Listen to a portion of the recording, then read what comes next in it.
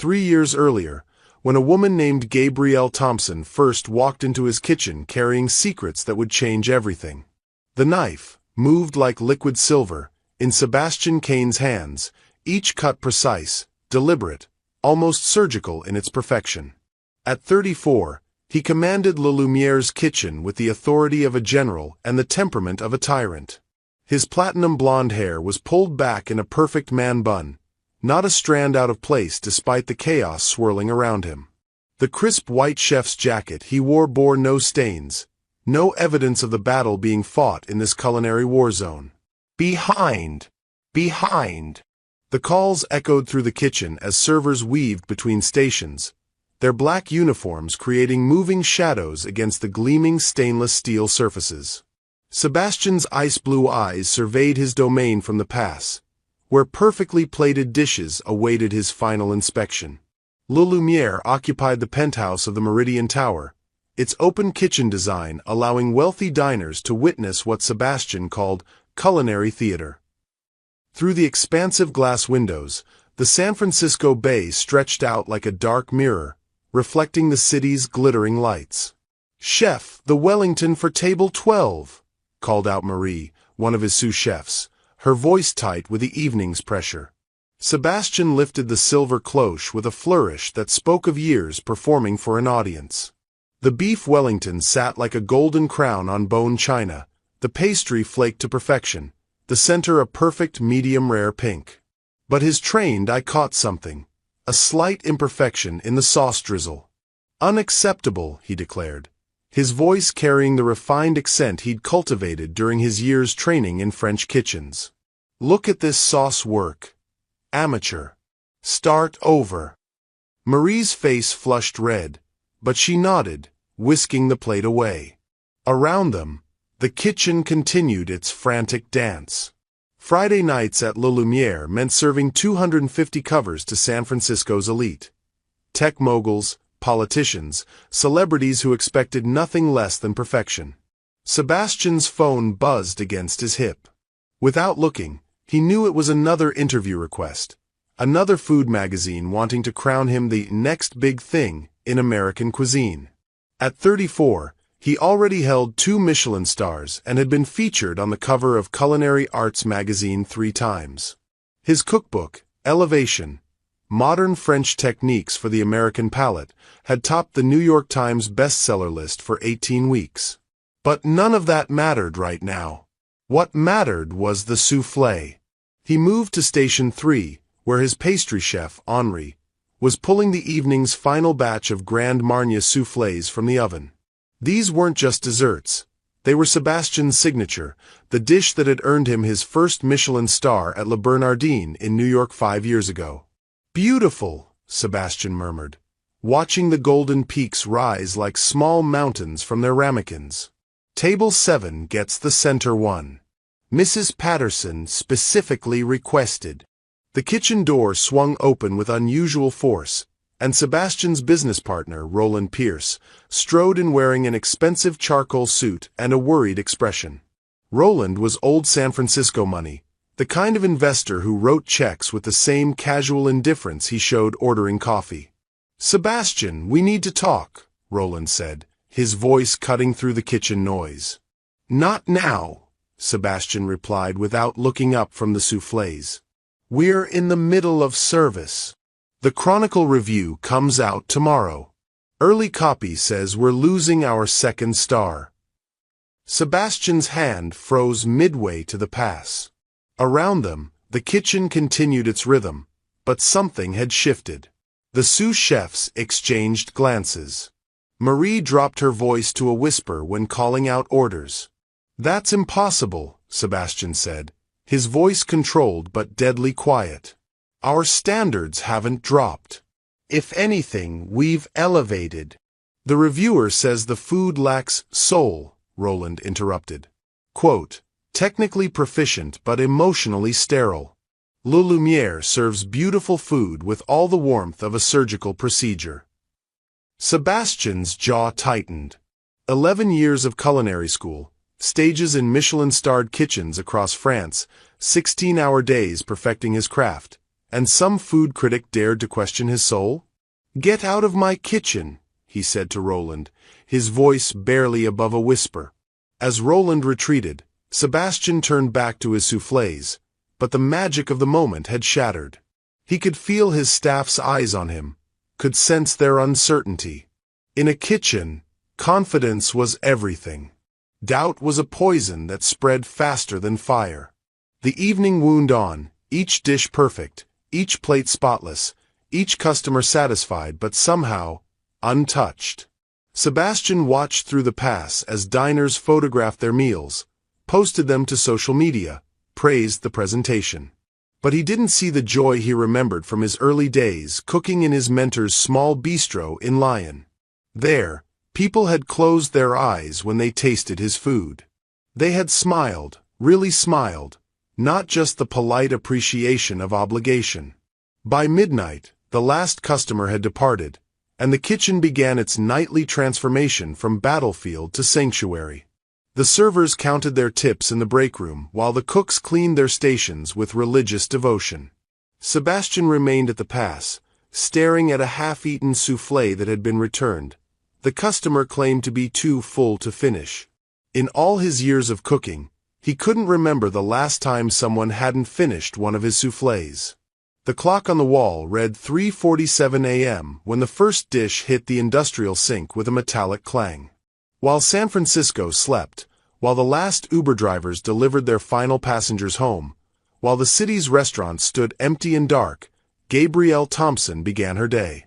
She moved through the back entrance of La Lumière with the quiet efficiency of someone who had perfected the art of invisibility. At 42, Gabrielle possessed the kind of beauty that came from strength rather than softness. Sharp cheekbones that could cut glass, skin the color of rich coffee, and hands that told stories of hard work and harder choices. Her natural hair was wrapped in a colorful head wrap that brought life to the sterile kitchen environment, and she wore a simple denim shirt over dark jeans, practical clothes for practical work. But it was her eyes that held the real story. Dark brown and intelligent, they missed nothing, absorbed everything, cataloged every detail of the kitchen's operations with the precision of someone who understood that knowledge was power, and power was survival. Gabrielle tied her apron around her waist and surveyed the wreckage from the night service. Mountains of dishes, pots, and utensils waited like sleeping giants. The industrial dishwashers hummed their familiar song, a rhythm she'd grown to find comforting over the past 3 years. She had started this job out of necessity. After her husband's death in a construction accident had left her with mortgage payments and her daughter's college tuition, pride had become a luxury she couldn't afford.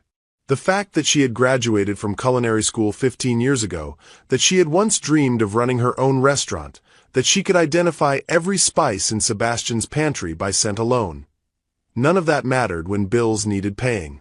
But as she worked, Gabrielle's trained eye cataloged everything. She noticed that Sebastian's team had overcomplicated the mise en place for the salmon course. 3 separate sauces when one well-constructed emulsion would have been more elegant. She observed that the pastry station had wasted nearly 2 pounds of butter through imprecise measurements. She watched the flow of the kitchen during service through security monitors, noting bottlenecks and inefficiencies that cost precious seconds during the dinner rush. Most importantly, she had been observing Sebastian Kane. For 3 years, she had watched him work, studied his techniques, memorized his recipes. She had seen his brilliance, and she had seen his blindness. Sebastian cooked with his head, not his heart. Every dish was a mathematics problem to be solved rather than a story to be told. Gabrielle's grandmother, Josephine, had taught her that cooking was conversation. Every ingredient had a voice, every technique a purpose beyond mere execution. When Josephine made her famous cornbread, she would hum spirituals while stirring the batter, claiming the vibrations made it rise higher. When she prepared her Sunday fried chicken, she would tell stories about each piece: the drumstick for dancing, the breast for nourishment, the wing for dreams of flight. "Food is love made visible, baby girl," Josephine used to say, her hands dusted with flour, her kitchen filled with a kind of warmth that had nothing to do with the oven temperature. You cook with your whole self, your history, your hopes, your heartbreak. That's what makes people remember. Gabrielle had carried those lessons through culinary school, through her brief stint as a prep cook at a small Oakland restaurant, through the dreams she'd had to abandon when life demanded different choices. Now, washing Sebastian's plates, she could taste the absence of that love in every returned dish, could see it in the way customers ate mechanically rather than savored each bite. She had just finished loading the third rack of dinner plates when she heard footsteps on the kitchen stairs. Sebastian appeared, still in his chef's jacket but with his hair disheveled, his usual composure cracked around the edges. He moved to the walk-in cooler, emerging with ingredients for what Gabrielle recognized as his late-night ritual. A simple scrambled egg that he ate alone at the prep counter. She had watched him make this same dish dozens of times, always the same way. 3 farm eggs, a touch of cream, coarse salt, white pepper, finished with chives. Technically perfect, utterly soulless. Tonight, though, something was different. Sebastian's hands shook slightly as he cracked the eggs. His whisking was aggressive rather than controlled. When he turned to the stove, Gabrielle saw something she had never seen before in his ice-blue eyes. Doubt. The eggs scrambled too quickly. Sebastian cursed under his breath, starting over with fresh ingredients. This time, he overcompensated, cooking them too slowly, letting them turn rubbery and unappetizing. From her position at the dish station, Gabrielle found herself wanting to speak, to offer the small adjustment that would save his eggs. Add a touch of cold butter at the end, she thought. Take them off the heat while they're still slightly wet. They'll finish cooking from residual heat. But she remained silent. In 3 years, Sebastian Kane had never spoken to her beyond basic instructions. To him, she was part of the equipment, no more worthy of conversation than the industrial refrigerators or the gas ranges. Sebastian stared at his failed eggs, then scraped them into the trash with more force than necessary. He stood there for a long moment, his shoulders sagging with fatigue and something deeper, a weariness that came from achieving everything you thought you wanted and discovering it wasn't enough. "Rough night, chef," Gabrielle found herself saying, her voice soft but clear in the quiet kitchen. Sebastian spun around, startled. For a moment, he seemed surprised to find another human being in his sanctuary. "I didn't realize anyone else was here," he said, his voice lacking its usual commanding tone. "I'm always here," Gabrielle replied, turning back to her dishes. "Just not usually noticed." There was no bitterness in her words, just fact. But something in her tone made Sebastian pause, made him really look at her for perhaps the first time in 3 years. "You've been here since the beginning," he said, more statement than question. 3 years, 2 months, 16 days, Gabrielle confirmed, not looking up from the plates she was rinsing. "Started the week you opened." Sebastian found himself studying this woman he had overlooked for so long. There was something in her posture, in the way she handled the dishes, that spoke of professional training. Her cuts were efficient, her movements economical. She worked with the kind of muscle memory that came from years in commercial kitchens. "You've worked in restaurants before," he observed. Gabrielle's hands stilled for just a moment. "A long time ago." Before Sebastian could respond, his phone buzzed with an urgent notification. The Chronicle review had gone live early. 3 stars instead of 4. The words that would haunt him were already trending on social media, technically proficient but emotionally sterile. As he read the review, Sebastian's face darkened. All his training, all his sacrifice, all his perfectionism, dismissed as soulless craft. He looked up to find Gabrielle watching him with those intelligent dark eyes, and for a moment, he felt exposed, as if she could see through his carefully constructed facade to the insecure boy who had chosen cooking because it was the only place he felt in control. "They don't understand," he said, more to himself than to her. "Don't understand what?" Gabrielle asked, her voice gentle. "Excellence." Precision. What it takes to maintain standards. Sebastian's voice grew stronger, more familiar in its conviction. Food critics sit in their comfortable chairs and judge without understanding the discipline required, the sacrifice.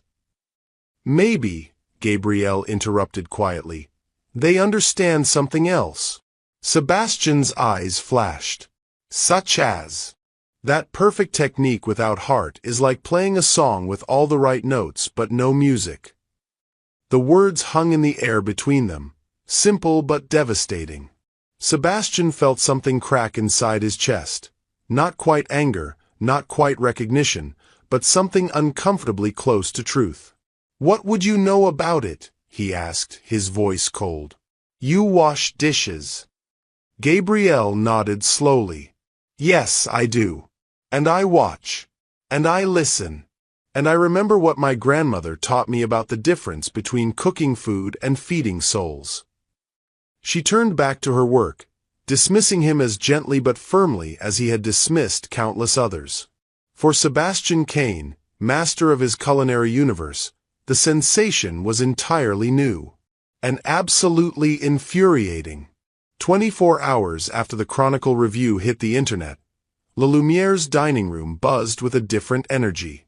The usual Saturday night crowd had been replaced by curiosity seekers and food bloggers, all eager to witness what they assumed would be Sebastian Cain's professional downfall. Reservations had actually increased. Nothing drew San Francisco's elite like the possibility of witnessing a spectacular failure. Sebastian stood at the pass, his chef's jacket immaculate as always, but something had shifted in his demeanor. His movements were sharper, more aggressive. The ice-blue eyes that usually observed with clinical detachment now burned with a desperate need to prove the critics wrong. Fire 2 Wellingtons, 3 duck confit, he barked, his voice cutting through the kitchen's controlled chaos. The evening service had started flawlessly.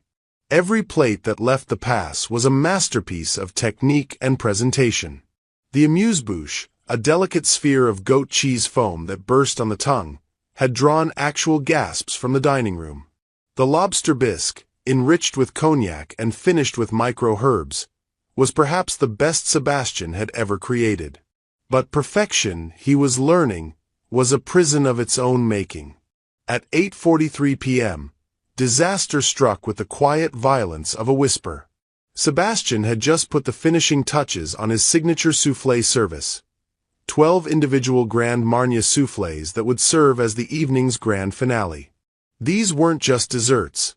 They were his declaration of war against every critic who dared question his artistry. Each one rose exactly 3 inches above its ramekin, the tops golden brown and perfectly domed, dusted with powdered sugar that caught the kitchen lights like snow. Table 12 is ready for dessert service, called Marie from the expediting station. Sebastian personally carried the first soufflé to the pass, his chest swelling with pride.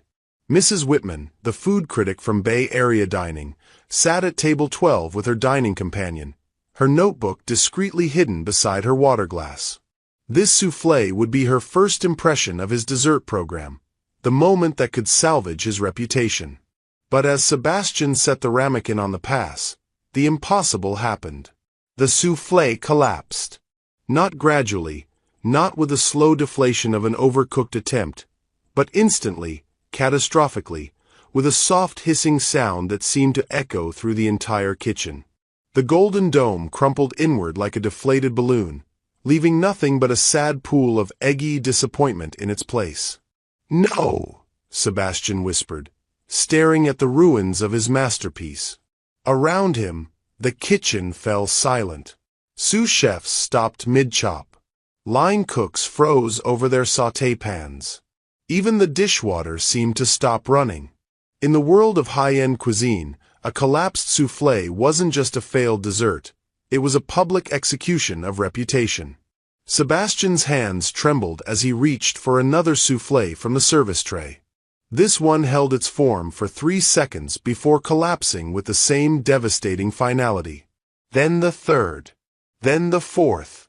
"Chef!" Marie's voice was barely audible. Sebastian spun toward his pastry station, where Henri stood frozen, his face pale with horror. The remaining soufflés on the cooling rack were dropping one by one, like dominoes in slow motion. 12 perfect desserts becoming 12 perfect failures. What did you do? Sebastian's voice was deadly quiet, but it carried to every corner of the kitchen. Nothing different, chef. Same recipe, same technique, same timing. Obviously not.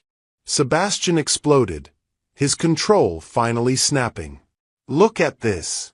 Look at what you've done to my reputation. The dining room had begun to take notice. Servers stood awkwardly at the pass, unsure whether to deliver collapsed soufflés or retreat. Mrs. Whitman's companion had pulled out his phone, undoubtedly capturing the chaos for social media. Sebastian's vision tunneled, focusing on the destruction before him. 3 years of building Le Lumiere's reputation, decades of perfecting his craft, his entire identity as a chef, all of it crumbling like these cursed desserts. Remake them, he ordered. All of them. Now. Chef, there's no time, Henri protested. Soufflés take 45 minutes minimum. Then make something else. Anything. Just fix this. But Sebastian knew it was too late. The damage was done. Mrs. Whitman was already requesting her check. Other diners were whispering behind their hands, some pointing toward the kitchen. He could practically hear the social media posts being composed. Watched Sebastian Cain's soufflés collapse in real time. Maybe the critics were right about the emperor's new clothes. In his peripheral vision, Sebastian noticed movement. Gabrielle Thompson had emerged from the dish pit, drawn by the commotion. She stood near the prep station, her dark eyes taking in the scene with calm assessment. Something about her presence, her quiet observation of his public humiliation, ignited a rage Sebastian didn't know he possessed. "What are you looking at?" he snarled, turning his fury toward this safe target. Gabrielle met his gaze steadily. "I'm looking at a chef who's forgotten that soufflés are temperamental. They need to be handled with patience and respect, not anger." The kitchen went dead silent. In 3 years, no one had heard Gabrielle speak more than essential pleasantries. Certainly no one had ever heard her offer culinary advice to Sebastian Cain. "Excuse me." Sebastian's voice was dangerously low. Gabrielle stepped closer, her posture straight but non-threatening. "Your kitchen's been running hot all evening. The ovens are cycling unevenly because of the stress load. The soufflés couldn't maintain their structure because..." "Because what?" Sebastian interrupted. "Because some dishwasher thinks she understands haute cuisine better than a Michelin-starred chef?" Murmurs rippled through the kitchen staff. Marie shot warning glances at the other cooks, who suddenly found their prep work fascinating. But Gabrielle didn't back down. "Because soufflés aren't just technique. They're trust. You have to trust the process, trust the ingredients, trust that if you create the right environment, they'll rise. Force them, stress them, cook them with anger in your heart, and they'll fail every time." Sebastian felt something dangerous building in his chest, a combination of humiliation, fury, and something else he couldn't name. This woman, this nobody who spent her days elbow-deep in dirty dishwater, dared to lecture him about cooking? About trust. "You want to talk about trust?" Sebastian's voice rose to a near shout. "You want to stand there and pretend you understand what it takes to create something perfect?" He grabbed one of the collapsed soufflés, holding it up like evidence in a trial. "This is what happens when the foundation cracks. When everything you've built your life on turns out to be as fragile as egg whites and hot air." The words poured out of him now, 3 years of suppressed interactions, decades of looking down on those he considered beneath him. "You think washing my dishes gives you the right to critique my cooking? You think watching from the shadows makes you qualified to judge a chef who's dedicated his entire life to this craft? Gabrielle's expression remained calm, but Sebastian saw something flicker in her dark eyes. Not fear, but disappointment.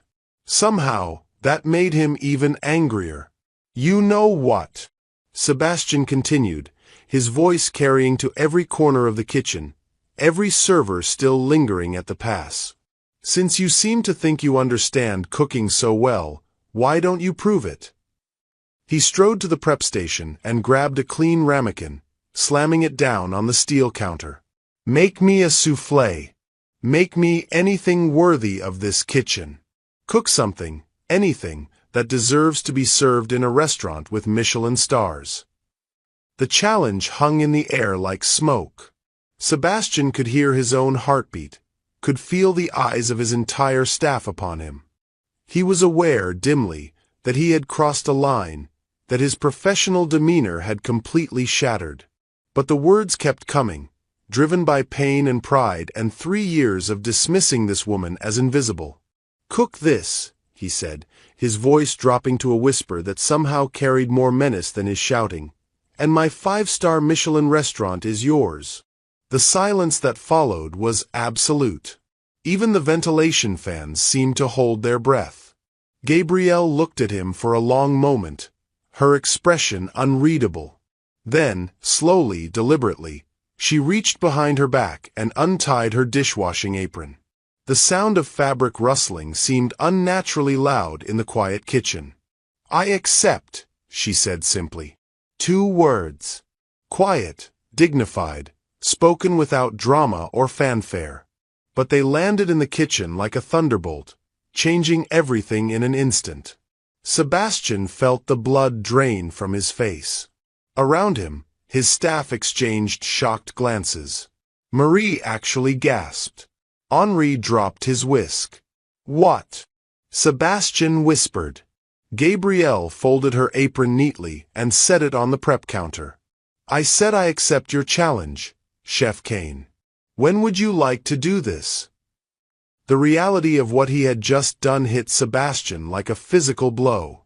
He had just offered his restaurant, his life's work, his identity, everything he was, to a dishwasher in a moment of rage. In front of witnesses. In front of his entire staff. There was no taking it back. Sebastian started, then stopped.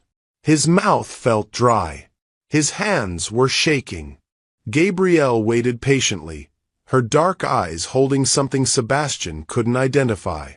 Not triumph, not smugness, but something deeper. Something that looked almost like compassion? "Tomorrow night," Sebastian heard himself say. "After regular service. Just you, me, and whatever witnesses you want to bring." Gabrielle nodded once. "Tomorrow night." She picked up her apron and walked back toward the dish pit, leaving Sebastian standing alone at the prep station, staring at the collapsed soufflé in his hands and wondering what he had just done to his life. Around him, his kitchen slowly returned to motion, but everything had changed. The servers whispered excitedly as they finally cleared the remaining tables. His sous chefs worked with new intensity, as if they were suddenly unsure who they'd be working for come Monday morning. And Sebastian Kane, 2-time Michelin star winner, master of his culinary domain, stood frozen in the center of it all, realizing that in trying to prove his superiority, he might have just handed his entire world to a woman whose last name he didn't even know. The soufflé in his hands crumbled a little more, and Sebastian wondered if he was watching his career do the same.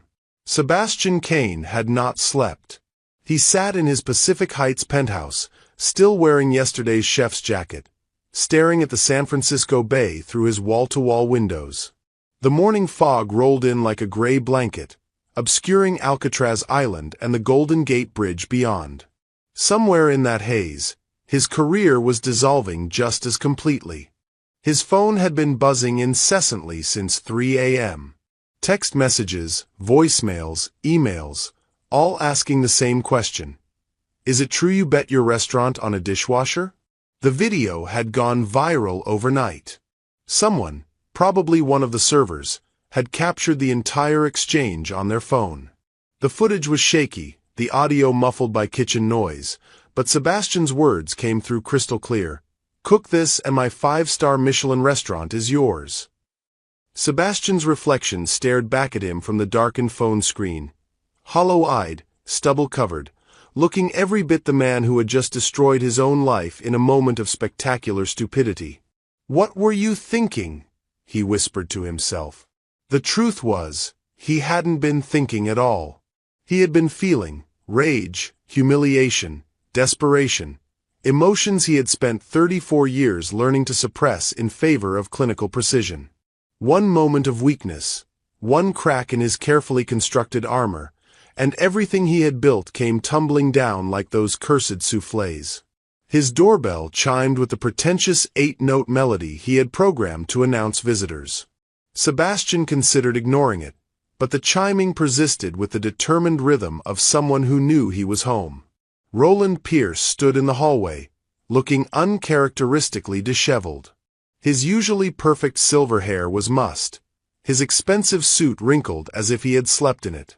Behind him stood Catherine Wells, La Lumiere's head of public relations, clutching a tablet and wearing the expression of someone delivering terminal news.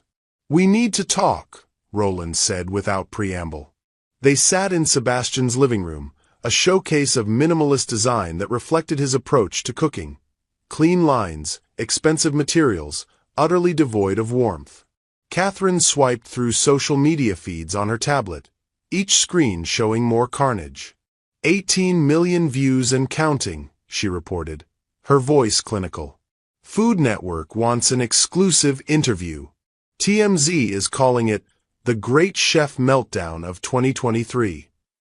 And Gordon Ramsay posted a laughing emoji. Sebastian winced. When Gordon Ramsay was mocking you, you had officially hit rock bottom. "Here's what we're going to do," Roland said, leaning forward in his leather chair. "We call it a publicity stunt. Performance art. Guerrilla marketing for a new reality show. Americans love redemption stories. We'll spin this as your way of giving back, highlighting overlooked talent in professional kitchens." "It wasn't a stunt," Sebastian said quietly. "Of course it was," Roland insisted. "No one bets a multi-million-dollar restaurant on." "It wasn't a stunt." Sebastian's voice cracked like a whip. "I lost my temper. I said something stupid. And now I have to live with the consequences." Catherine and Roland exchanged glances. In their world of managed narratives and calculated risks, Sebastian's commitment to honoring a moment of weakness was incomprehensible. "Sebastian," Catherine said gently, "we can make this go away. A simple statement about miscommunication, maybe a charitable donation to a culinary scholarship fund. By next week, this will be forgotten." "And then what?" Sebastian stood up, pacing to the windows. "I go back to my kitchen, pretend nothing happened, keep cooking perfect food that no one remembers 20 minutes after they've eaten it?"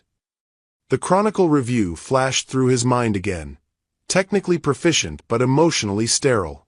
"What if she wins?" he asked, not turning around.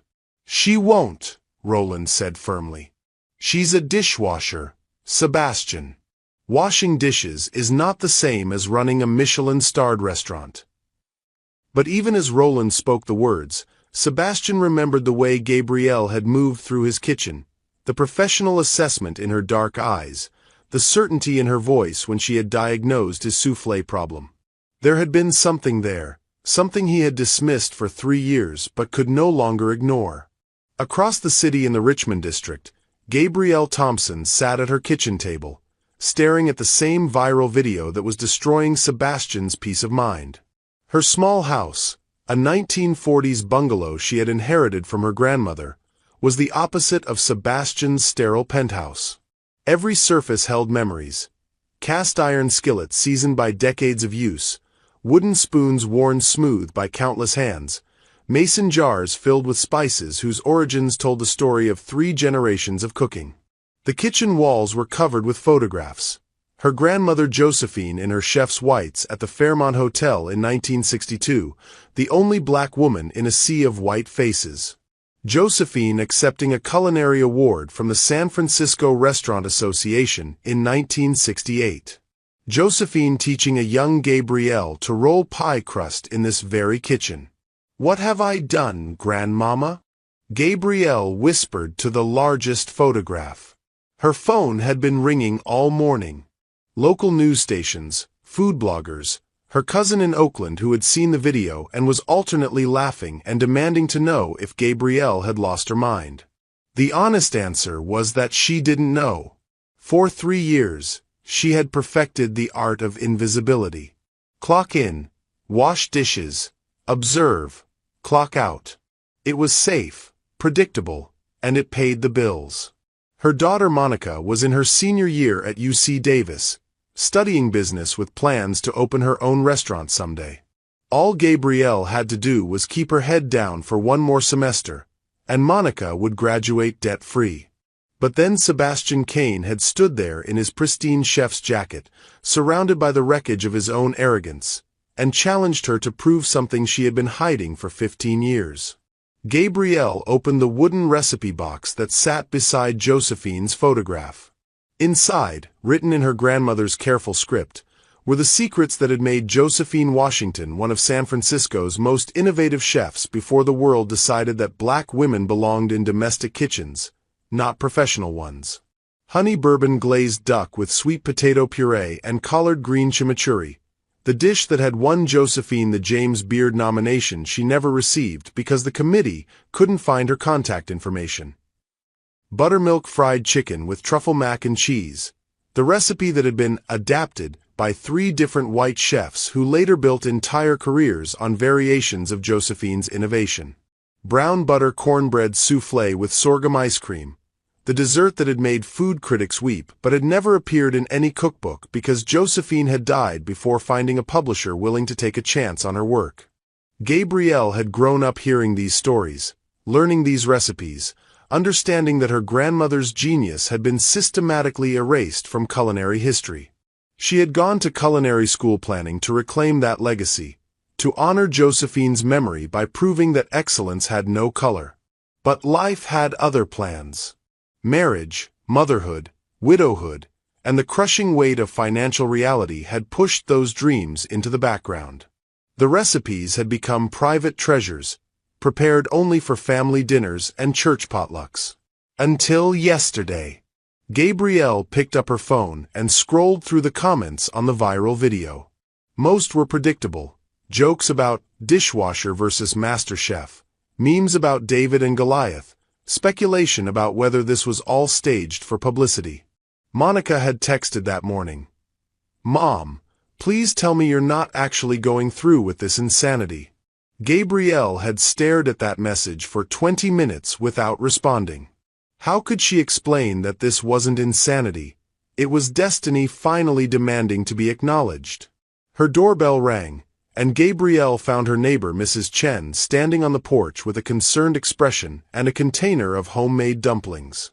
"I saw the news," Mrs. Chen said without preamble. "Are you really going to cook against that fancy chef?" Gabrielle invited her in, and they sat at the kitchen table while Mrs. Chen insisted on making tea. "He thinks he knows what cooking is," Gabrielle said finally. "Perfect technique, expensive ingredients, precise execution. But he's missing the most important part." "Which is?" Gabrielle touched Josephine's photograph. "Soul. Story. The reason why we cook in the first place."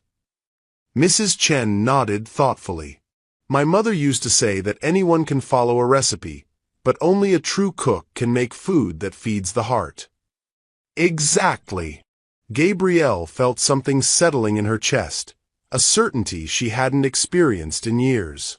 Sebastian Cain cooks to impress. My grandmother taught me to cook to nourish. That's the difference he's about to learn. Mrs. Chen smiled. "What will you make?" Gabrielle looked at the recipe box, then at her grandmother's photograph, then at her own reflection in the kitchen window. For the first time in 15 years, she allowed herself to imagine standing in a professional kitchen not as hired help, but as a chef. "Something that tells the truth," she said. "Something that honors where I come from and proves where I can go." As Mrs. Chen left with promises to attend the cooking challenge, Gabrielle pulled out her phone and typed a response to Monica. "Sometimes you have to risk everything to become who you're meant to be.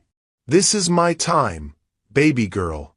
She set the phone aside and opened Josephine's recipe box. Tomorrow night, she would either vindicate 3 generations of silenced voices or fail spectacularly in front of the entire city. Either way, she would fail or succeed as herself, not as the invisible woman washing someone else's dishes, but as Josephine Washington's granddaughter, carrying forward a legacy that had been waiting 15 years to be revealed. The morning fog was lifting from the Richmond district, and for the first time in years, Gabrielle Thompson could see clearly. The kitchen felt different when Sebastian arrived at 6 a.m., 2 hours before his usual time. The familiar space that had been his sanctuary now felt like a courtroom where he would face judgment in less than 14 hours. Every gleaming surface seemed to mock him. Every perfect knife seemed to whisper about the precision he might lose forever. He wasn't alone. Gabrielle stood at the central prep station, wearing a simple black chef's coat that Sebastian had never seen before. Her natural hair was pulled back in a professional bun, secured with bobby pins that caught the morning light streaming through the kitchen skylights. She moved with quiet confidence, laying out her mise en place with the methodical precision of someone who had spent the weekend planning every detail. "You're early," Sebastian said, his voice echoing strangely in the empty kitchen.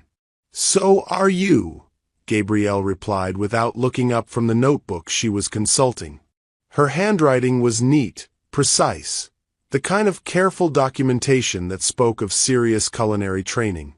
Sebastian approached cautiously, as if she were a wild animal that might flee.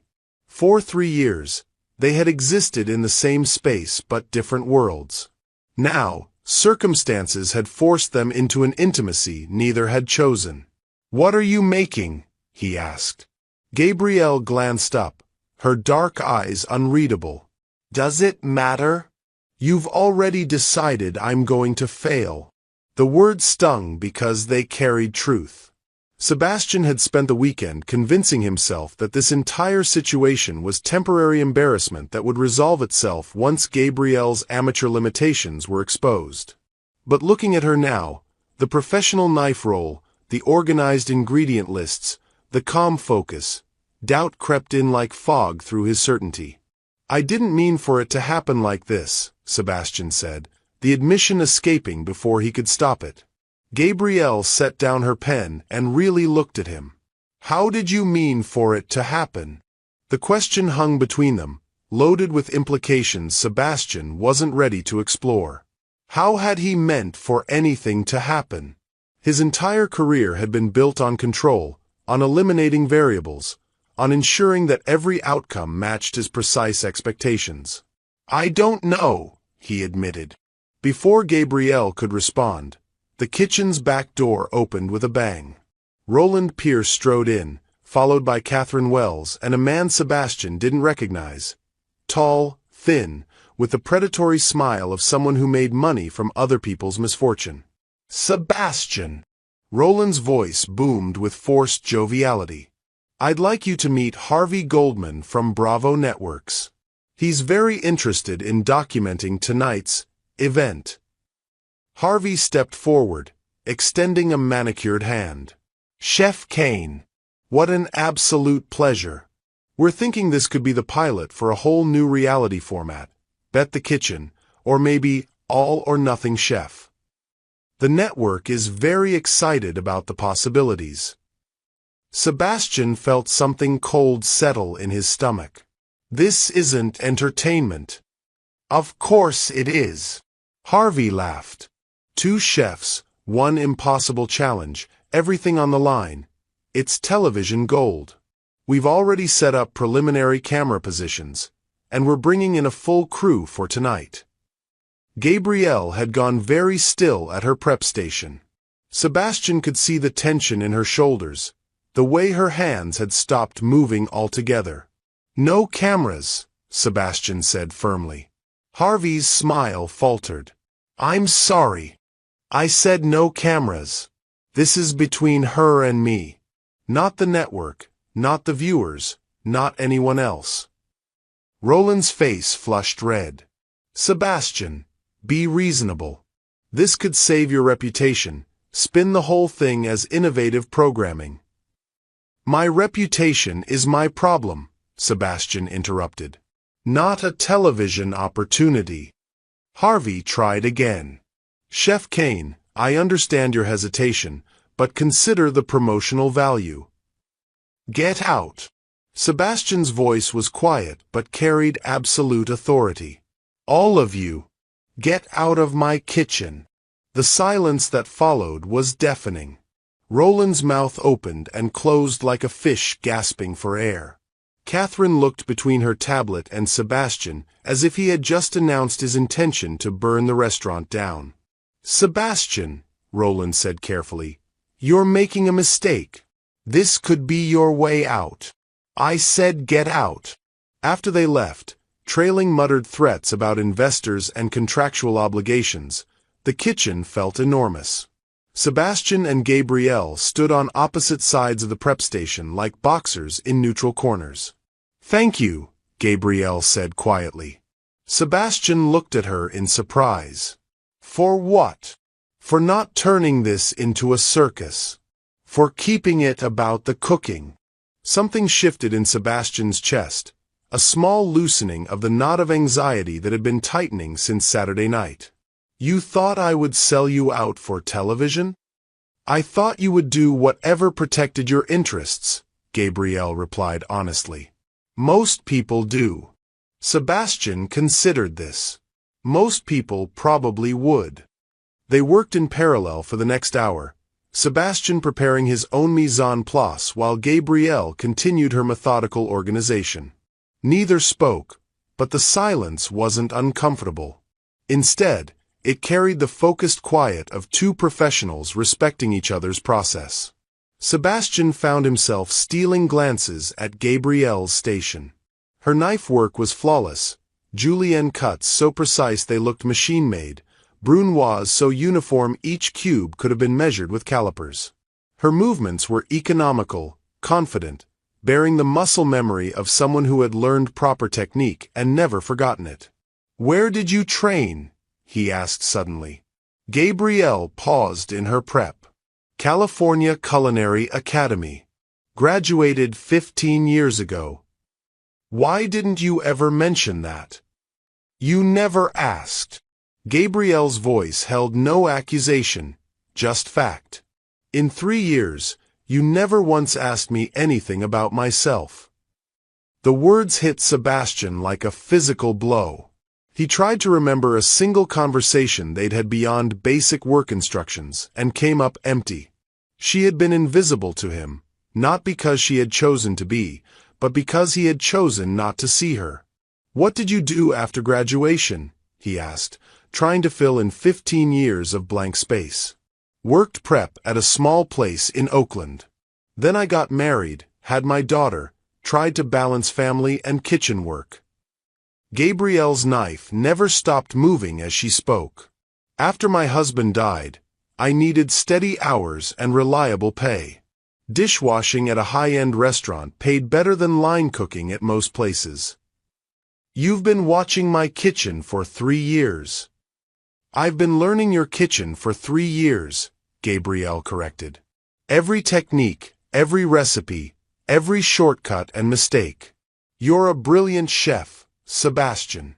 But you cook like you're afraid." "Afraid of what?" "Afraid of being human. Afraid of making something imperfect. Afraid of letting people see that you feel things." Sebastian's hands stilled over his ingredients. "And you? What are you afraid of?" Gabrielle was quiet for so long that Sebastian thought she wouldn't answer. When she finally spoke, her voice was barely above a whisper. "I'm afraid of proving them right. Everyone who said I didn't belong in professional kitchens.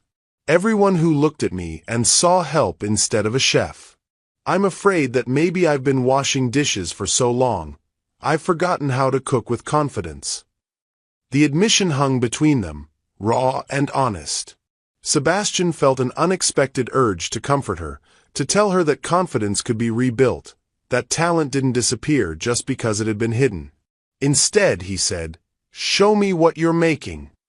Gabrielle hesitated, then slid her notebook across the prep station. Sebastian read her neat handwriting, his eyebrows rising with each line. Grandmother's duck confit with 5-spice and sorghum glazed sweet potato and bourbon puree collard green and peanut chimichurri brown butter cornbread soufflé with vanilla bean ice cream. This is... Sebastian paused, recognizing the sophistication of the flavor combinations, the technical challenges involved in each component. This is restaurant-quality menu planning. It's my grandmother's recipes, updated for modern presentation but true to her original vision. Sebastian looked up from the notebook. Your grandmother was a chef? Josephine Washington. She worked at the Fairmont in the 60s, then opened her own catering company. Never got the recognition she deserved, but she trained half the black cooks in San Francisco back then. A memory stirred in Sebastian's mind. Something his first mentor in Lyon had mentioned about American culinary history, about innovations that had been attributed to the wrong people. But before he could pursue the thought, Gabrielle spoke again. What are you making? Sebastian had been working for muscle memory, laying out ingredients for his signature dishes without conscious thought. Now, looking at his station, he realized he had defaulted to the same menu that had earned him his Michelin stars. Technically perfect, emotionally vacant. I don't know, he said honestly. Maybe that's your problem, Gabrielle said gently. You're so focused on cooking what you think you should make, you've forgotten how to cook what you want to make. And what do I want to make? Gabrielle smiled, the first real smile Sebastian had ever seen from her. That's what you need to figure out. You have 8 hours. As if summoned by her words, the kitchen's main door opened and the day shift began arriving. Marie entered first, followed by Henri and the other cooks, all of them stopping short when they saw Sebastian and Gabrielle working side by side. Morning, chef, Marie said carefully, uncertainty clear in her voice. Morning, Sebastian replied. Normal service today. Tonight's event happens after close. The kitchen slowly came to life around them, but Sebastian and Gabrielle remained in their bubble of forced proximity, two chefs preparing for a battle that had somehow become something else entirely, a conversation about fear, recognition, and the courage required to cook from the heart. Sebastian looked at his ingredient list again, then crumpled it up and started over. For the first time in years, he was going to cook something he actually wanted to eat. Tell us in the comments. What dish represents your heritage and family history? We'd love to hear about the recipes that connect you to your roots. Don't forget to hit that subscribe button. This story is just getting started. The lunch service had been unusually quiet, a mixture of curiosity seekers and regular diners who seemed more interested in studying Sebastian and Gabrielle than actually eating their food. By 3 p.m., the last customer had departed, leaving the kitchen in that strange afternoon limbo between services. Sebastian found himself drawn to Gabrielle's prep station, where she was carefully breaking down a whole duck with the precision of a surgeon. Her knife moved in confident strokes, separating legs from thighs, removing the breast meat in perfect portions. It was the kind of butchery that took years to master. My mentor in Lyon used to say that how a chef breaks down a duck tells you everything about their training, Sebastian said, watching her work. Your mentor was right. Gabrielle didn't look up from her cutting board. My grandmother taught me on chickens first, then guinea fowl, then duck. Said if you could respect the animal enough to use every part with skill, you earned the right to cook it. Sebastian leaned against the prep counter. Tell me about her. Your grandmother. Gabrielle's hands paused for just a moment. In 3 years of working together, this was the first time Sebastian had asked about her personal life. Josephine Washington was born in Alabama in 1925, Gabrielle began, her voice taking on the cadence of a story told many times. Came to San Francisco during World War II to work in the shipyards. But her real talent was in the kitchen. As Gabrielle worked, she painted a picture of a woman who had revolutionized Southern cooking techniques for West Coast palates. Josephine had been one of the first cooks to incorporate Asian flavors into traditional soul food, creating fusion dishes decades before the term existed. She started cooking for wealthy families in Pacific Heights, Gabrielle continued, now working on the duck's legs with practiced efficiency. Word spread about her Sunday dinners, tables that brought together different communities, different cultures, all connected through her food. Sebastian found himself genuinely curious. How did she end up at the Fairmont? Pure determination. Gabrielle smiled at the memory. She walked into the executive chef's office in 1962, carrying a basket of her cornbread and a pot of her famous gumbo. Told him she could teach his French cooks things they'd never learned in any European kitchen. And he hired her? Eventually. She spent 2 years working prep, proving herself, earning respect one dish at a time. By 1965, she was running the hotel's banquet kitchen, creating menus for some of the biggest events in the city. Gabrielle moved to her spice station, where she had laid out an array of seasonings that Sebastian recognized but had never seen combined in quite this way. Star anise, pink peppercorns, sumac, berbera, a global pantry that spoke of sophisticated palate development. She sounds remarkable, Sebastian said, meaning it. She was. But remarkable wasn't enough. Gabrielle's voice carried a note of old pain. In 1968, she created a menu for the James Beard Foundation dinner in San Francisco. 5 courses that told the story of American cuisine through the lens of immigrant and indigenous influences. Food critics called it revolutionary. What happened?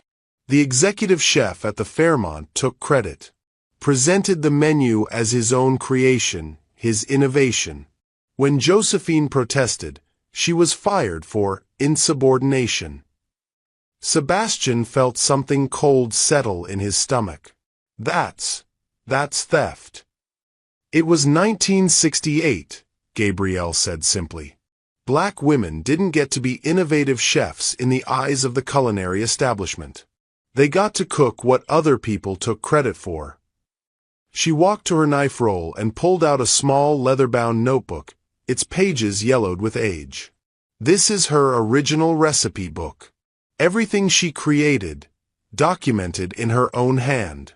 Techniques that later showed up in cookbooks by white chefs who became famous for inventing them. Sebastian took the notebook with reverence, aware he was holding something precious.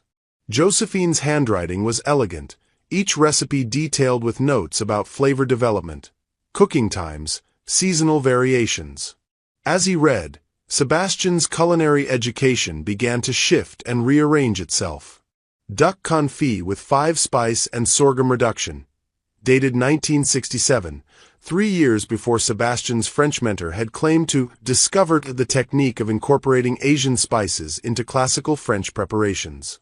Cornbread soufflé with bourbon custard, dated 1965, predating by decades the modern American dessert preparations that had made several celebrity chefs famous.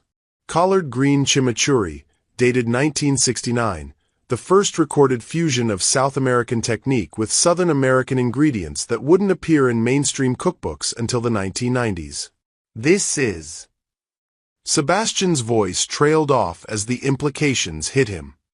These techniques, these flavor combinations, I learned variations of these in France. My mentors presented them as classical preparations, but they're not, are they? Innovation rarely comes from where culinary history says it does, Gabrielle said gently. My grandmother wasn't the only one.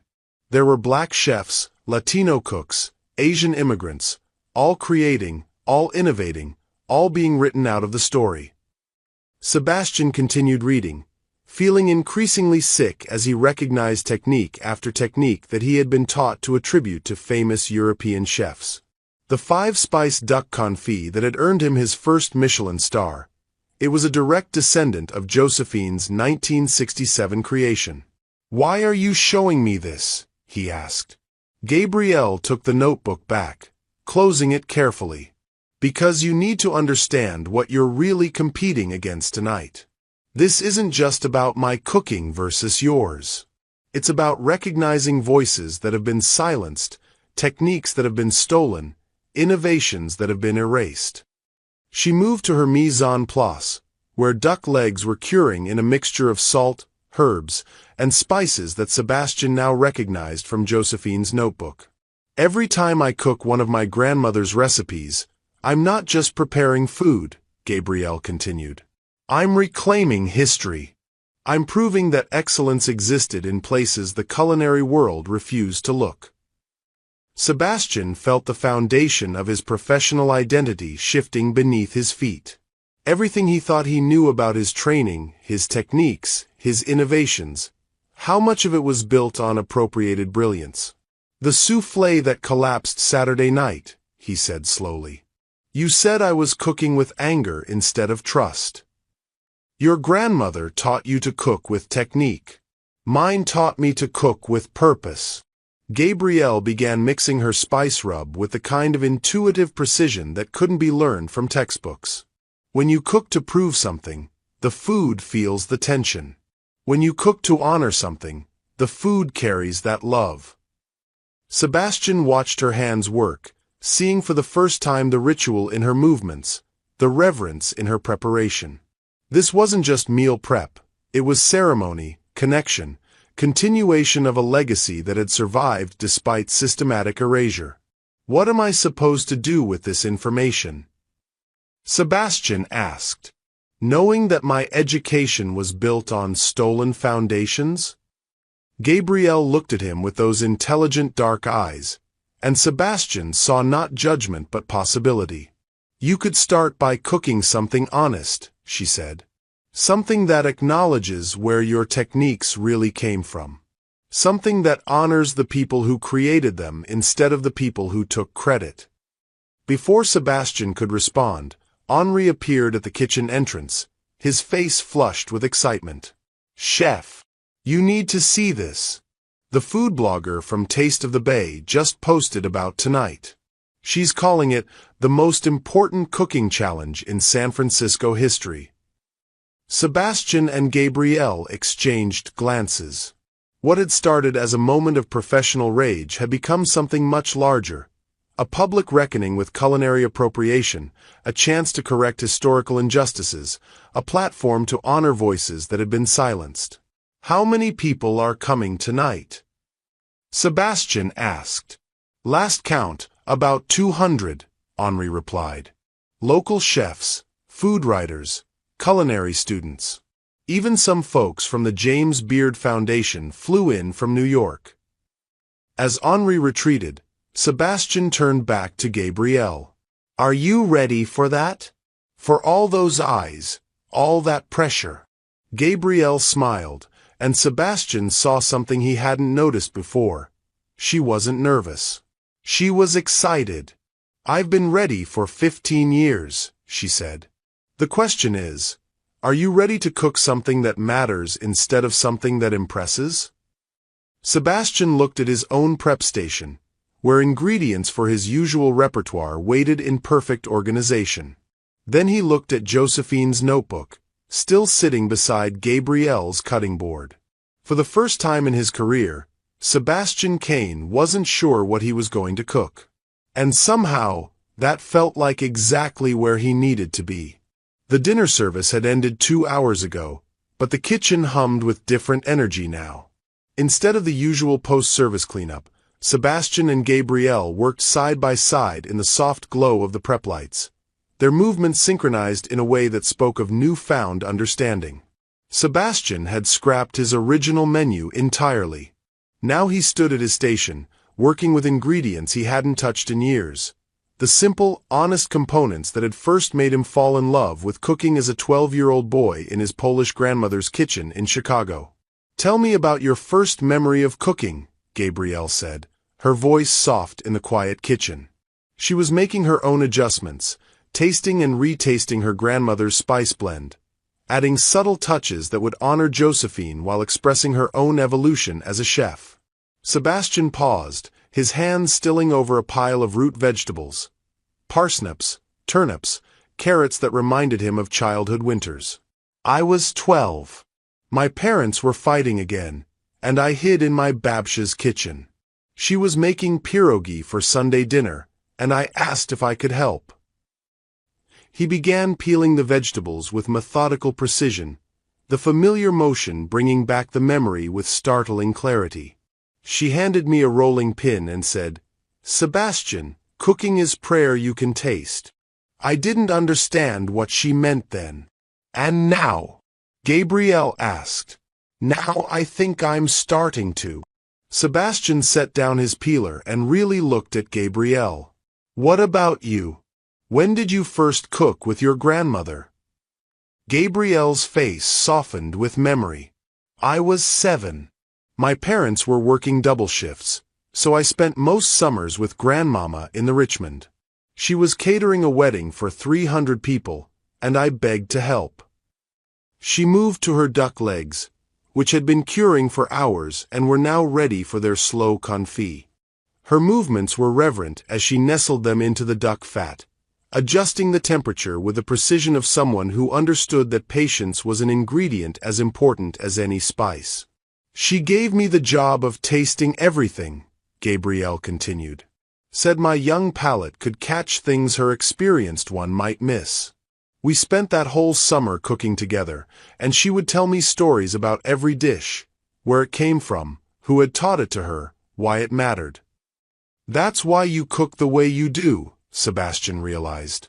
"Every dish is connected to something larger."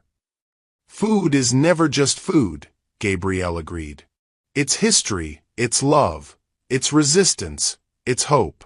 When my grandmother made her cornbread, she was connecting us to her grandmother, who had made it for sharecroppers in Alabama.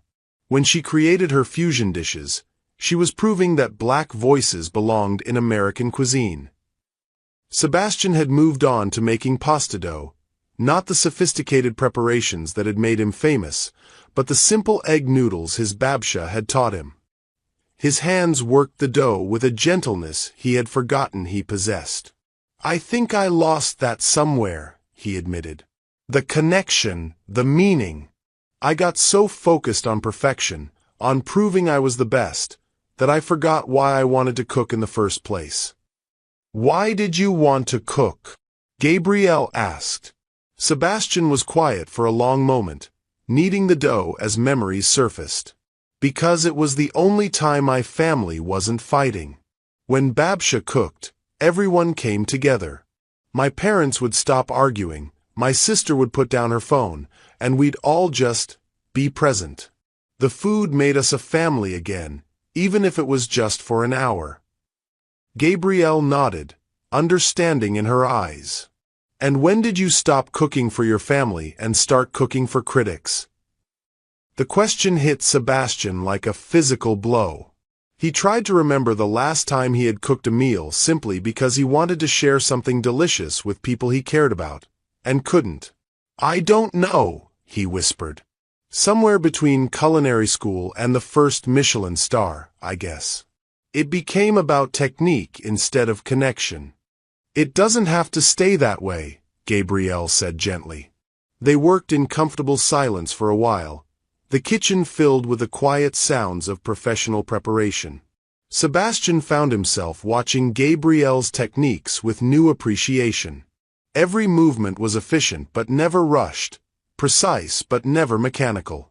She cooked the way musicians played, with technical skill in service of emotional expression. "Can I ask you something?" Sebastian said as he rolled his pasta dough to the perfect thickness. "Of course. Why didn't you fight back?" When you were passed over for promotions, when people assumed you were just hired help, why didn't you demand recognition? Gabrielle was quiet for so long that Sebastian thought she wouldn't answer. When she finally spoke, her voice carried years of accumulated wisdom and pain. Because fighting takes energy, and I needed all my energy for surviving. After my husband died, I had a choice. I could spend my time being angry about what was unfair, or I could focus on keeping my daughter fed and clothed and in school. I chose survival. She moved to her sweet potatoes, which had been roasting slowly for the past hour. The kitchen filled with their earthy sweetness as she peeled away the charred skins, revealing the vibrant orange flesh beneath. But survival isn't the same as living, she continued. I've been surviving for 15 years. Tonight, I get to live again. Sebastian felt something shift in his chest, a loosening of tension he hadn't realized he'd been carrying. I've been surviving too, I think. Surviving the pressure to be perfect, to maintain my reputation, to never show weakness. What would it look like if you lived instead? Gabrielle asked. Sebastian considered this as he cut his pasta into perfect ribbons. Cooking food that told stories instead of just demonstrating technique. Mentoring young cooks instead of intimidating them. Maybe even. He trailed off, the thought too new and fragile to voice. Maybe even what? Maybe even admitting when I'm wrong. Acknowledging when someone else's techniques are better than mine. Giving credit where it's actually due. Gabrielle smiled, a real radiant smile that transformed her entire face. That sounds like living to me. As if summoned by their conversation, Henri appeared at the kitchen entrance, followed by Marie and several other members of Sebastian's team. They carried bottles of wine and looked hesitant, as if unsure whether they were intruding. Chef, Marie said carefully, we wanted to wish you both luck tonight, and to say, well, we're proud to be part of whatever this becomes. Sebastian felt an unexpected surge of emotion. These people had worked for him for years, had followed his exacting standards and endured his perfectionist demands. But he had never asked what they wanted from their careers, never invested in their dreams the way Josephine had invested in the community of cooks around her. Thank you, he said, and meant it. All of you. I know I haven't been the easiest chef to work for. You've taught us precision, Henri said diplomatically. But watching tonight, I think we're all learning something new about purpose. They opened the wine, a simple Pinot Noir that Sebastian would normally have dismissed as insufficiently complex, and passed around glasses. In the warm light of the prep kitchen, surrounded by the aromas of their carefully prepared ingredients, it felt less like a pre-competition gathering and more like a family dinner. To Josephine Washington, Sebastian said, raising his glass. And to all the voices that have been silenced but not forgotten. To Babshas and grandmamas everywhere, Gabrielle added, who taught us that love is the most important ingredient. They drank, and Sebastian felt something he hadn't experienced in years. The simple joy of sharing a moment with people who understood the sacred nature of feeding others. As his team gradually departed, wishing them both luck, Sebastian and Gabrielle found themselves alone again. The clock on the wall read 9:47 p.m. In just over an hour, their challenge would begin. Are you nervous? Sebastian asked. Terrified, Gabrielle admitted, but also more excited than I've been in 15 years. What about you? Sebastian considered the question honestly. I'm afraid of losing everything I've built, but I'm more afraid of winning and staying exactly who I've been. Gabrielle nodded, understanding perfectly. Then we're both cooking for the right reasons. Sebastian looked at his prepared ingredients. Simple, honest, connected to memory and meaning rather than technique and accolades. For the first time in years, he wasn't sure if his food would be technically superior. But he was confident it would be true. And somehow, That felt like the most important victory of all. The dining room had been transformed into an arena. Every table had been removed except for one, a single judge's table positioned at the center of the room where 5 distinguished food critics sat like a culinary tribunal. The rest of the space was filled with standing observers, local chefs, food writers, culinary students, and what seemed like half of San Francisco's restaurant industry. Sebastian stood at his prep station, surveying the crowd through the kitchen's service window. He recognized faces from every major restaurant in the city, chefs who had trained under the same mentors, competed for the same accolades, built careers on the same foundation of classical techniques that he was now questioning. "Quite an audience," Gabrielle said softly, appearing beside him. "Are you ready for this?" Sebastian asked, noting the slight tremor in his own voice. "As ready as I'll ever be." Gabrielle's hands were steady as she adjusted her mise en place one final time. "You!" Before Sebastian could answer, Roland Pierce emerged from the dining room, his face flushed with excitement and wine. Behind him trailed a woman Sebastian didn't recognize. Severe black suit, platinum blonde hair pulled into a severe bun, carrying herself with the predatory confidence of someone accustomed to being the most important person in any room. "Sebastian!" Roland called out, his voice carrying the false joviality of someone delivering bad news with a smile. "I'd like you to meet Victoria Cross from Cross Media Group. She's here to document tonight's event for a special feature."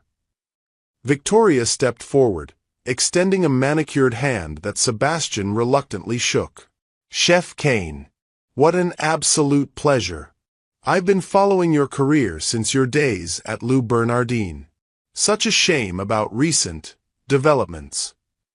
Something in her tone set Sebastian's teeth on edge. "Recent developments? Oh, you haven't seen?" Victoria pulled out her phone with practiced efficiency. "The story broke about an hour ago. My investigative team has been quite busy." She turned the screen toward Sebastian, and his blood turned to ice. Culinary fraud. Michelin star chef's career built on stolen recipes. Cross Media Group investigation reveals that acclaimed chef Sebastian Kane's signature techniques were appropriated from the work of Josephine Washington, a black chef whose innovations were systematically stolen by the culinary establishment in the 1960s. Sebastian's vision tunneled as he read the article. Every technique he had claimed as his innovation, every classical preparation he had been taught, every foundation of his culinary identity, all exposed as stolen from Josephine Washington and other marginalized chefs whose work had been erased from culinary history. But it wasn't the historical revelation that made Sebastian's hands shake. It was the final paragraph. Sources close to Kane's current dishwasher, Gabrielle Thompson, Washington's granddaughter, suggest that Thompson deliberately sought employment at La Lumiere 3 years ago with the express purpose of exposing Kane's fraudulent career. "This whole challenge was planned from the beginning," reports an anonymous kitchen staffer. "She's been gathering evidence, waiting for the perfect moment to destroy him publicly."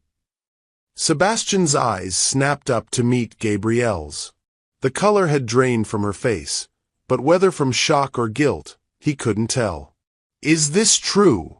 he whispered. "Sebastian, is it true?" His voice was louder now, cutting through the kitchen's pre-service bustle. Around them, his staff had gone silent, their attention focused on the confrontation unfolding at the prep station. Gabrielle's mouth opened and closed, but no words came. Her silence was answer enough. Victoria Cross smiled with the satisfaction of someone who had just detonated a perfectly placed explosive. The beauty of investigative journalism, Chef Kane, is that the truth always surfaces eventually. Tonight's little cooking challenge isn't about culinary skill. It's about justice. Poetic justice. Sebastian felt something fundamental break inside his chest. The fragile trust he and Gabrielle had built over the past few days, the connection he had thought was real, the possibility of redemption he had begun to believe in, all of it crumbled like his soufflés had 3 nights ago. You played me, he said, his voice barely above a whisper but carrying the weight of absolute betrayal. 3 years. 3 years of watching, learning, planning my destruction. That's not, Gabrielle started. Don't. Sebastian's voice was deadly quiet. Don't you dare lie to me now. Did you take this job to expose me? The question hung in the air like a blade. Around them, the kitchen had gone completely silent. Even the ventilation fans seemed to hold their breath. Gabrielle straightened her shoulders, and when she spoke, her voice was steady but hollow. Yes. I took this job because I wanted to understand how you had built a career on my grandmother's innovations. I wanted to see if you knew where your techniques really came from. And the challenge. This whole evening, was it all orchestrated? No. Gabrielle's composure finally cracked.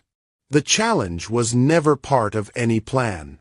When you issued it Saturday night, I was as shocked as everyone else.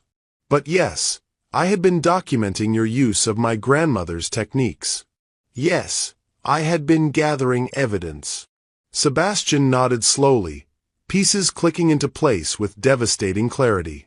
The questions about my cooking, the comments about technique versus heart, the stories about your grandmother, all of it was manipulation. The stories were true, but your reasons for telling them weren't. Sebastian's control finally snapped. You weren't sharing your history with me, you were building a case against me. The accusation echoed through the kitchen. Sebastian could see his staff exchanging glances, could feel the weight of 200 observers beyond the service window, all witnessing his professional assassination. You want justice for your grandmother? Sebastian continued, his voice rising with each word. Fine. You want to expose the culinary establishment that stole her innovations? I understand that. But you didn't have to destroy me personally to do it. You didn't have to make me believe we were building something real. Gabrielle's eyes filled with tears, but Sebastian was past caring. The betrayal cut too deep, the manipulation too complete. You know what the cruelest part is, he said, his voice dropping back to a whisper. For the first time in years, I was cooking with heart again. For the first time in my career, I was ready to acknowledge my mistakes, to give credit where it was due. I was ready to use my platform to honor your grandmother's legacy. You still can. How? Sebastian's laugh was bitter. How can I honor anything now? My career is over. My reputation is destroyed. And it was all a lie anyway, wasn't it? The connection we built, the conversations we shared, just professional manipulation. Gabrielle stepped toward him, her hand outstretched. Sebastian, please. The connection was real. Everything I told you about cooking with purpose, about honoring the past, that was all true. But you were never going to let me honor it, were you? Sebastian stepped back, avoiding her touch. You were always going to destroy me instead. The words hung between them like a chasm that couldn't be crossed. Sebastian could see the pain in Gabrielle's eyes, could hear the sincerity in her voice, but the betrayal was too complete. Trust, once shattered, couldn't be reassembled with good intentions. Victoria Cross, who had been watching the exchange with professional satisfaction, stepped forward again. Chef Kane, would you care to comment on how it feels to be exposed as a fraud? Sebastian turned on her with fury that had been building for 3 days. Get out of my kitchen. This is a public event. I said get out. Sebastian's voice boomed through the kitchen. You want your story. You've got it. But I won't be your entertainment anymore. Victoria retreated, but her damage was done. The poison had been delivered, the destruction complete. Sebastian looked around his kitchen, the space that had been his sanctuary, his identity, his entire world.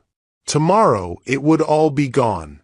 His techniques exposed as stolen, his career revealed as built on appropriated foundations, his team probably looking for new jobs. And the woman he had begun to trust, maybe even to care for, had orchestrated it all. "The challenge is off," he said, his voice empty of emotion. "You win by default. The restaurant is yours. I hope your grandmother's legacy was worth destroying everything I've worked for." He untied his chef's jacket with mechanical precision and laid it on the prep counter. 34 years of culinary passion reduced to a piece of white cotton. As Sebastian walked toward the kitchen's back exit, Gabrielle called after him. "Sebastian, wait. You don't understand." But Sebastian was done understanding. He was done trusting. He was done believing that people could be anything other than what their worst moments revealed them to be. The door slammed behind him with finality, leaving Gabrielle alone in the kitchen she had fought 3 years to claim, surrounded by the ruins of a connection she had destroyed in pursuit of justice. In the dining room, 200 observers waited for a cooking challenge that would never happen. And in the alley behind La Lumière, Sebastian Kane sat in his car and wondered if this was what it felt like to lose everything at once. Sebastian's phone had been ringing for 6 hours straight. He sat on the floor of his Pacific Heights penthouse, his back against the wall-to-wall windows that overlooked the bay. The morning fog had lifted, revealing Alcatraz Island in stark detail. An island prison that felt like an appropriate metaphor for his current situation. Trapped by his own choices, surrounded by water too cold and deep to cross. The calls came in waves, lawyers offering to sue for defamation, publicists promising they could spin this, television producers eager to turn his downfall into content. But Sebastian let each call go to voicemail, the notifications piling up like evidence of a life he no longer wanted to claim. 47 missed calls from Roland Pierce, 23 from Catherine Wells, 12 from Food Network, 8 missed calls from Mom. That last one made him pause. His mother, calling from Chicago, probably having seen the news coverage, probably worried about her son whose career had just imploded on national television. He almost answered that one. Almost. Instead, he opened his laptop and began typing. "To whom it may concern. Effective immediately. I am resigning my position as executive chef and part owner of La Lumière restaurant. Recent investigations have revealed that many of the techniques I learned and employed throughout my career were originally created by Josephine Washington and other marginalized chefs whose contributions were systematically erased from culinary history. I take full responsibility for perpetuating this injustice, whether knowingly or unknowingly. The fact that I was unaware of the true origins of these techniques does not absolve me of the responsibility to have sought that knowledge. I hereby transfer my ownership stake in La Lumière to Gabrielle Thompson, granddaughter of Josephine Washington, who has proven herself to be not only a skilled chef but a guardian of culinary justice that was long overdue." Sebastian stared at the words on his screen. 20 years of building a career, and it all came down to 3 paragraphs. But something was missing, something that would make this resignation feel complete rather than merely defeated. His doorbell chimed with its pretentious melody. Sebastian ignored it, focusing on his letter. But the chiming persisted, followed by knocking, then a familiar voice calling through the door. "Sebastian, I know you're in there. We need to talk. Marie." His sous chef of 3 years, the woman who had learned more from watching him cook than most people learned in culinary school. Sebastian considered not answering, but something in her voice, urgency mixed with determination, made him reconsider. She stood in his hallway holding 2 cups of coffee and wearing civilian clothes instead of her chef's whites. Her usually perfect ponytail was messy, her eyes red-rimmed as if she hadn't slept. "You look terrible," she said without preamble, pushing past him into the apartment. "Thanks. That's exactly what I needed to hear."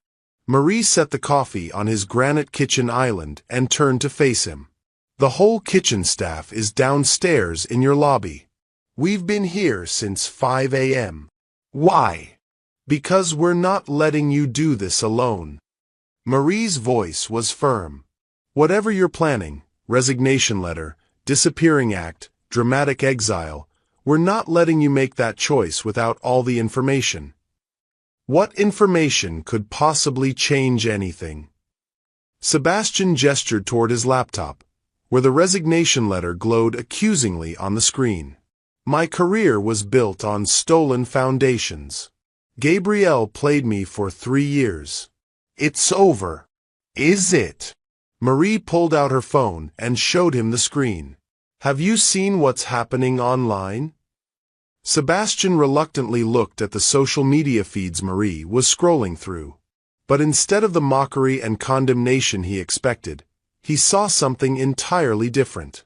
Chef Marcus tweets, "What happened to Sebastian Cain last night was wrong. Yes, we need to address culinary appropriation. But ambush journalism isn't justice."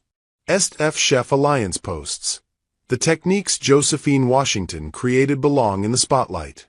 But destroying careers isn't how we honor her legacy. We need restoration, not revenge. Black Chefs United. Complex situation. Stolen techniques must be acknowledged. But Gabrielle Chef's methods raise questions about justice versus vengeance. Community divided. Culinary students SF. Watching Sebastian Cain and Chef Gabrielle last night. Both deserved better than that ambush.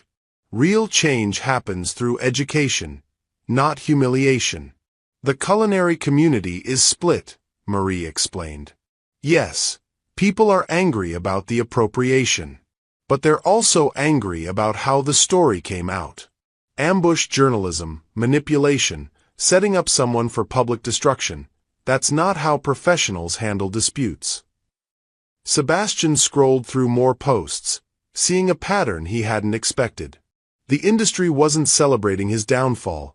They were questioning whether justice and vengeance were the same thing. "It doesn't matter," Sebastian said, handing back the phone. "The facts are still the facts. My techniques were stolen. My career was built on lies." "Were they?" Marie challenged. "Or were they adapted, evolved, taught in good faith by mentors who may not have known the full history either?" Sebastian started to respond, but Marie held up her hand. "I'm not excusing anything. Josephine Washington deserves recognition, and the culinary community needs to face its history of appropriation. But that doesn't mean every chef who learned those techniques is a fraud. It means we need to do better going forward." Before Sebastian could respond, his doorbell chimed again. This time, when he opened it, he found Henri, followed by the rest of his kitchen staff. 10 people who had worked under his leadership, learned from his teaching, built their own careers alongside his. "What is this?" Sebastian asked. "An intervention," Henri said simply. "We've been talking all night. About what happened, about what it means, about what comes next." They filed into his living room, this group of cooks and chefs who had become a family over years of shared service. Sebastian felt overwhelmed by their presence, by the fact that they had come here instead of distancing themselves from his scandal. "We have something to tell you," Marie said. "About Gabrielle." Sebastian's jaw tightened. "I don't want to hear anything about Gabrielle." "You need to," Henri insisted. "She came back to the restaurant after you left. She was devastated, crying, talking about how she never meant for it to happen like that." "Of course she didn't," Sebastian said bitterly. "She probably wanted to destroy me more slowly, more privately." "No," Marie said firmly. "She never contacted that reporter. She never wanted the story to come out like that. She's been trying to reach you all night to explain." Sebastian felt something crack in the armor of his anger. "What do you mean she never contacted the reporter?" "The Victoria Cross woman? She's been investigating culinary appropriation for months. She found Josephine's story through her own research, not through Gabrielle. When she discovered Gabrielle was working at your restaurant, she put pressure on her to cooperate. So Gabrielle did cooperate, Sebastian said. She confirmed facts, Henri clarified. She didn't orchestrate anything. And when the reporter showed up last night with that ambush story, Gabrielle was as shocked as you were. Sebastian felt his carefully constructed narrative beginning to wobble. But she admitted she took the job to gather evidence against me. She took the job to understand if you knew where your techniques came from, Marie corrected. There's a difference between seeking understanding and planning destruction.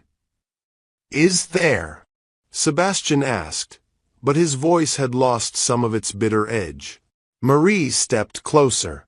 Sebastian, I've watched Gabrielle work for 3 years.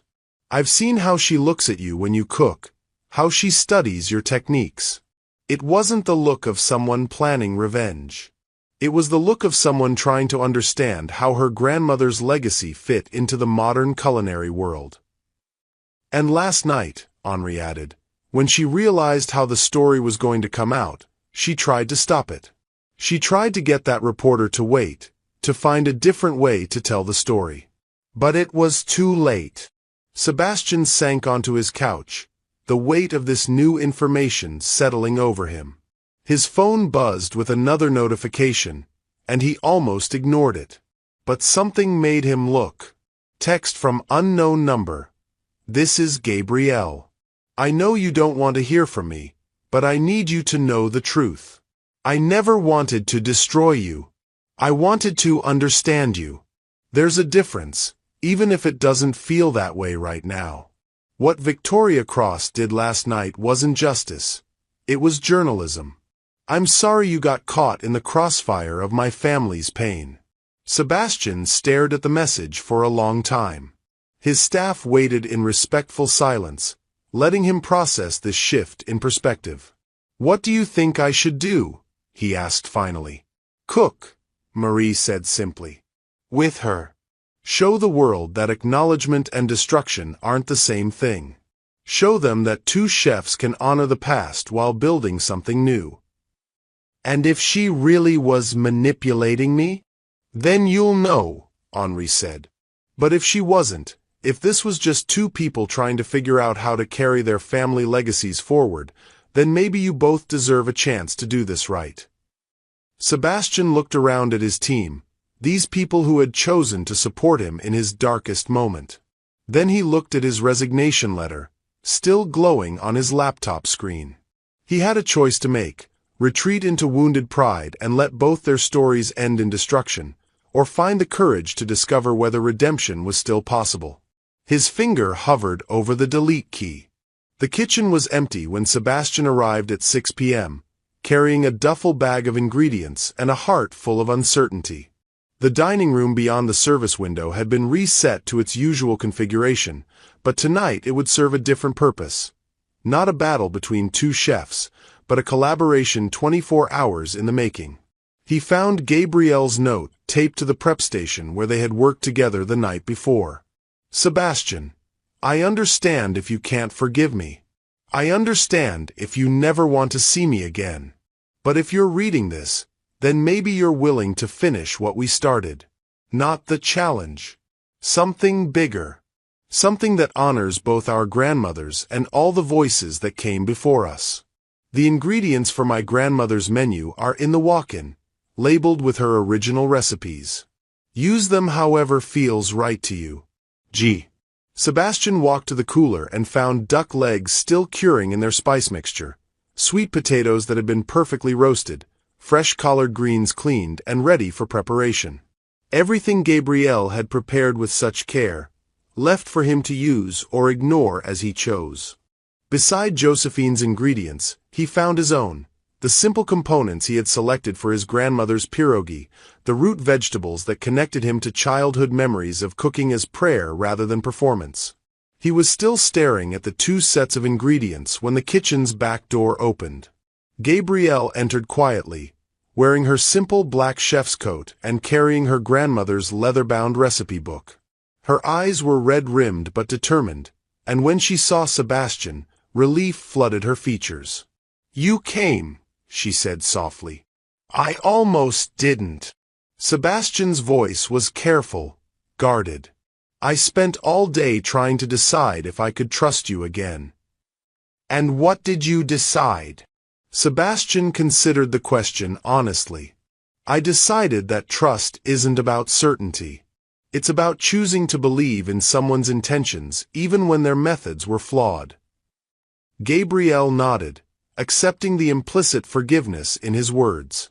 "I need you to know something. When I took this job 3 years ago, I was angry. My grandmother died without recognition, her innovation stolen, her name erased from culinary history. I wanted to understand how someone could build a career on her techniques without knowing where they came from." She moved to her prep station, her hands finding familiar motions as she spoke. "But watching you cook, learning your methods, seeing how you trained your staff, I realized you weren't a thief. You were just incomplete. You had half the story, the techniques without the context. And I started to think maybe the answer wasn't exposing you, but helping you understand the full truth." "So why didn't you just tell me?" Sebastian asked. "Because I was scared," Gabrielle admitted. "Scared you wouldn't believe me. Scared you'd fire me before I could prove it. Scared that if I revealed who I was, you'd dismiss me the way the culinary world dismissed my grandmother." Sebastian moved to his own station, beginning to unpack his ingredients. "And when I issued the challenge, I panicked. You were so angry, so hurt by that review, and suddenly I had this opportunity to show you what my grandmother's cooking really was. Not just the techniques you'd learned secondhand, but the soul behind them, the stories that made them matter." Gabrielle picked up her grandmother's notebook, holding it like a sacred text. "I never meant for Victoria Cross to turn it into a public execution. When she contacted me last week, she said she was writing about culinary appropriation in general. I thought she was going to tell my grandmother's story properly, with context and respect." "But you did cooperate with her investigation," Sebastian said, not accusingly but needing the full truth. "I confirmed facts she had already discovered through her own research. I didn't give her anything she couldn't have found in public records or old newspaper articles. But I also didn't realize she was planning to ambush you with it during the challenge." Sebastian began preparing his pierogi dough, the familiar motion of kneading helping to organize his thoughts. "Marie told me you tried to stop the story from coming out the way it did. I called Victoria 20 times yesterday, begging her to wait, to find a different approach. But she said the story was too hot to sit on, that the public had a right to know immediately." Gabrielle's hands worked automatically, seasoning her duck legs with the precision born of years of practice. "I realized then that I had made a terrible mistake. I thought I was seeking justice, but I had enabled something closer to revenge." They worked in silence for several minutes, each lost in their own preparations. But it was a comfortable silence now, the silence of two professionals who understood each other's rhythms. "What happens now?" Sebastian asked as he rolled out pasta dough with the same technique his Babsha had taught him 40 years ago. "That depends on what you want to happen," Gabrielle replied. "Legally, you forfeited the restaurant to me last night. But I don't want to win through manipulation and misunderstanding." Sebastian paused in his rolling. "What do you want?" "I want to cook with you. Really cook. Not competing against each other, but building something together. Something that honors both our grandmothers and proves that acknowledgement doesn't require destruction." Gabrielle moved to the stove, beginning to heat duck fat for the confit. The kitchen filled with the rich aroma of herbs and spices that told stories of innovation and tradition. "I want to create a menu that tells the truth," she continued. "Your grandmother's pierogi alongside my grandmother's duck confit. Classical European techniques enhanced by African-American innovation. Not fusion for the sake of novelty, but fusion for the sake of honesty." Sebastian felt something shifting in his chest, the same loosening he had experienced the night before, but stronger now. A menu that acknowledges where our techniques really came from. A menu that proves excellence has no single source, Gabrielle agreed. That innovation comes from unexpected places, and that the best cooking happens when different traditions learn from each other instead of erasing each other. Sebastian looked around the kitchen that had been his kingdom for 3 years, then at Gabrielle, who was gently lowering duck legs into their warm fat bath with the reverence of someone handling family heirlooms. "Partners?" he asked. "Partners," Gabrielle confirmed, her smile transforming her entire face. The kitchen door opened, and Marie appeared, followed by Henri and the rest of Sebastian's team. Behind them came a smaller group, about 50 people instead of the previous night's circus crowd. Sebastian recognized local chefs, culinary students, food writers who were known for their integrity rather than their sensationalism. "We thought you might want witnesses," Marie explained. "Real ones this time." Sebastian and Gabrielle exchanged glances, then nodded. This wasn't about proving superiority anymore. It was about demonstrating possibility. They worked together with a synchronization that felt natural, as if they had been cooking as partners for years instead of hours. Sebastian's pierogi filled with a mixture of potato and farmer's cheese, elevated with truffle oil and fresh herbs. Gabrielle's duck confit, redolent with 5-spice and finished with a sorghum glaze that bridged Southern tradition and global technique. Sebastian prepared a sweet potato puree using Gabrielle's grandmother's recipe but finished with European butter techniques he had learned in Lyon. Gabrielle created a collard green chimichurri that honored both her southern roots and Sebastian's understanding of classical sauces. For dessert, they collaborated on something entirely new. Sebastian's pierogi dough filled with sweet farmer's cheese and served alongside Gabrielle's cornbread soufflé, the two traditions meeting on a single plate for the first time in culinary history. As they plated their final dishes, Sebastian felt something he hadn't experienced since childhood. The pure joy of cooking for the love of it, for the pleasure of sharing something delicious with people who would appreciate not just the technique but the story behind it. "This is what I lost," he said softly to Gabrielle as they carried their plates to the dining room. "The connection, the meaning, the reason I started cooking in the first place." "You didn't lose it," Gabrielle replied. "You just forgot where you put it. But muscle memory is a powerful thing, in cooking and in life."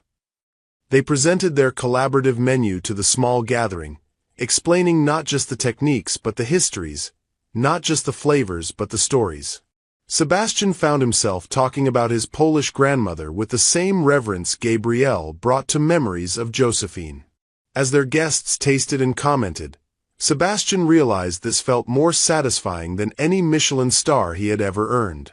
This was cooking as conversation, food as bridge building, technique in service of connection rather than competition. "What do we call this place now?" Gabrielle asked as they cleaned up together, their movements now perfectly synchronized. Sebastian considered the question, looking around the kitchen that had been his sanctuary and was now their shared space. "Lumière et heritage," he said. "Light and heritage. Honoring what came before while illuminating what comes next." "I like it," Gabrielle smiled. "Our grandmothers would have liked it too." As they turned off the lights and locked the restaurant, Sebastian felt something he hadn't experienced in years. Excitement about tomorrow's service, curiosity about what they would create next, gratitude for the unexpected path that had led him not just to a new partner, but to a deeper understanding of what it meant to cook with purpose. 6 months later, Lumière et Heritage would earn its 3rd Michelin star, not for technical perfection, but for innovation rooted in tradition, for cuisine that honored the past while creating something entirely new. But that night, walking through the San Francisco fog with Gabrielle, Sebastian was already completely satisfied. He had found his way back to cooking as prayer you could taste. And he had found someone who understood that the most important ingredient in any dish was the love and respect behind it. What family recipe or cooking tradition has shaped who you are today? Share your story in the comments below. We read every single one. And if this story moved you, please subscribe and share it with someone who needs to hear about the power of second chances and unexpected partnerships.